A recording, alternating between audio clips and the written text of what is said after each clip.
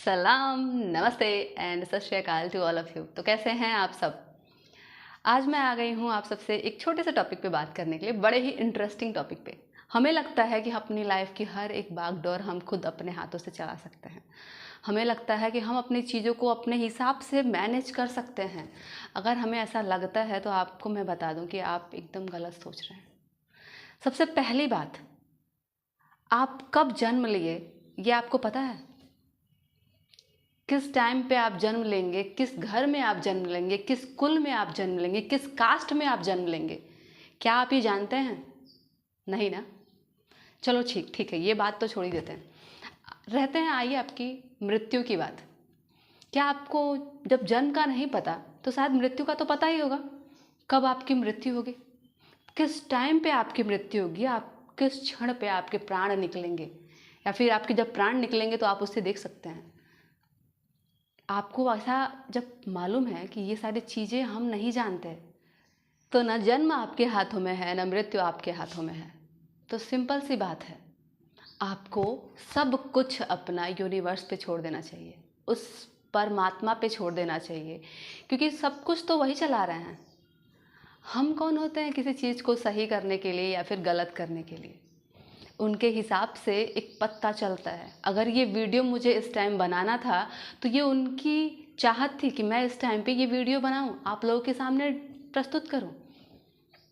जी हाँ, ये वीडियो बनाने के लिए भी मैं एक सिर्फ निमित्त मात्र हूँ, और निमित्त बनना ये भी हमारे कर्मों पे निर्धारित है। अब यहाँ पे हम बात करते हैं कर्मों की। जब हमारे हाथ में कुछ नहीं है तो कर्म क्या है? कर्म वही है जो हमारे हाथ में है। सिंपल सी बात है, आप किसी भी रास्ते पे हैं, सब कुछ तो आप जानते हैं कि हर चीज़ भगवान के हाथों से निर्धारित है, लेकिन उन्होंने हमें 10% की छूट दे रखी है।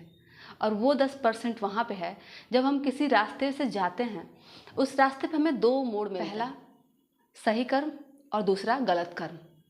अब जब हम इस रास्ते तक तो हमें पहुँचा दिया जाता है कि हमें इस रास्ते के आगे चलना है और दो रास्ते हैं। ये 10% की छूट हमें मिलती है यहाँ पे कि हमें किस रास्ते पे जाना है, हमारा दिमाग हमें किस रास्ते पे ले जा रहा है।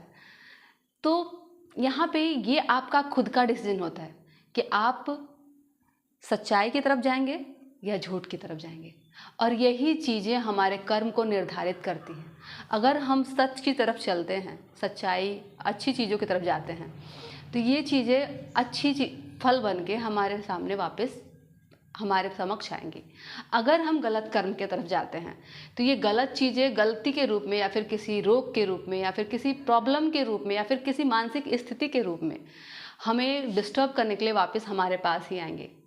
अब ऐसा जब होता है, जब अच्छे कर्म आते हैं, जब अच्छे कर्म हमारे फलित होते हैं और हमारे पास वापस आते हैं, तो हम बहुत खुश होते हैं कि यार सच में हर इंसान के मुख से ये बात ज़रूर निकल जाती है कि हाँ, मैंने पिछले जन्म में या फिर किसी भी जन्म में कुछ अच्छे कर्म किए होंगे, जो मुझे ये चीज़ें मिल रही हैं, ये खुशी मिल रही है, ये प्यार मिल रहा है, ये लोगों का सपोर्ट मिल रहा है।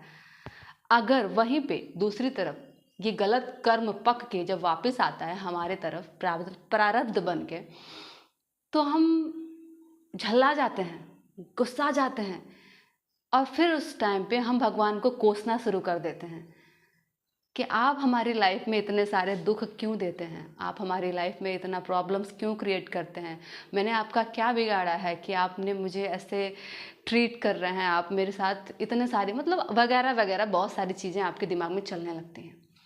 उस वक्त आप ये नहीं सोचते हैं कि हमारे कर्म ही हमें वापस आके मिल रहे हैं, इसमें भगवान का कोई रोल नहीं है। भगवान ने तो हर चीज़ बनाया, आपको सही भी बनाया, गलत बनाया, हर एक सिक्के के दो पहलू बनाए, एक चित और एक पट। इनफैक्ट आप हर चीज़ में द्वैत की भावना देखेंगे, हर चीज़ शिव शक्ति अर्धनारेश्वर।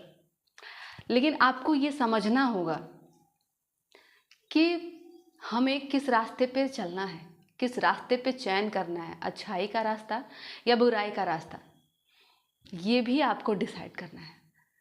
तो अगली बार जब भी कभी आपको कोई प्रॉब्लम हो, कोई दिक्कत हो, कोई दुख हो, कोई परेशानी हो, तो आप साफ साफ बोलें, हे भगवान, अगर मेरे से कोई गलत कर्म बना है तो प्लीज़ मुझे क्षमा करें और इसे सहने की शक्ति दें, ना कि इसके अलावा आप चिढ़ने लगे कि भगवान आप मेरे साथ बुरा करते हैं, आप मेरे साथ इतना क्यों ऐसा करते हैं।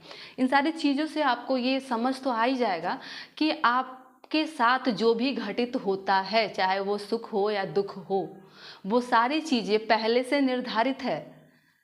और रही बात ये जो रास्ते आपके चल रहे हैं, ये जो आपने कर्म बनाए हैं, उसी के हिसाब से आपको हर एक चीज़ दिया जा रहा है। इसमें भगवान का कोई रोल नहीं है।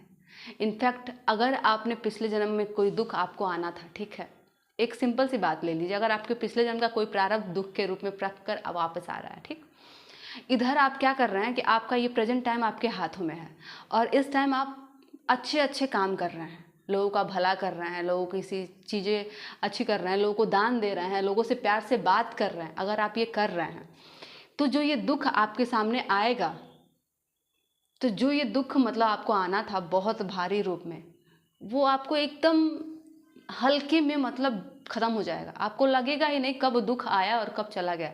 क्यों? क्योंकि हम भगवान के रास्ते पे चल रहे हैं, उनके बताए गए और हिसाब से चल रहे हैं, हम सकाम कर्म कर रहे हैं, हम अच्छी चीज़ें लेके चल रहे हैं। तो इस तरह से।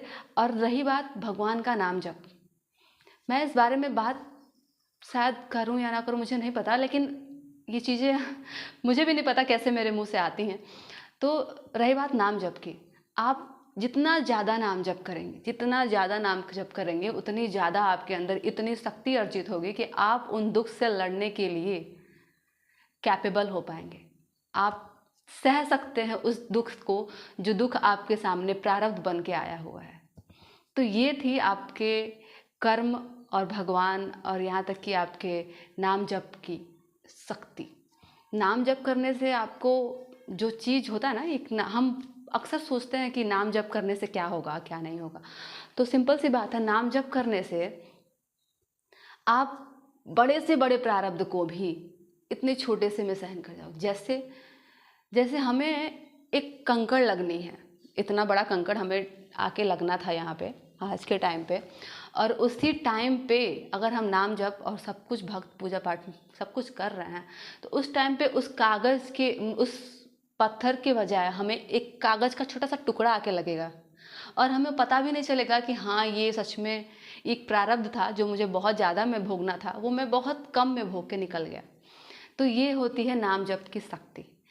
तो जितना ज़्यादा आप नाम जप करेंगे, जितना ज़्यादा नाम जप को बढ़ाएंगे, हर सांस हर टाइम पे नाम जप करेंगे, तो आप देखेंगे कि आपको अपने दुख को झेलने से ज़्यादा आपके अंदर आपको शक्ति मिल गई है, ताकत मिल गई है। आपको आपके आगे दुख कम लगेगा, यानी कि आपका ये जो नाम जप की शक्ति है ना, वो आपको बहुत प्रबल बना देगी।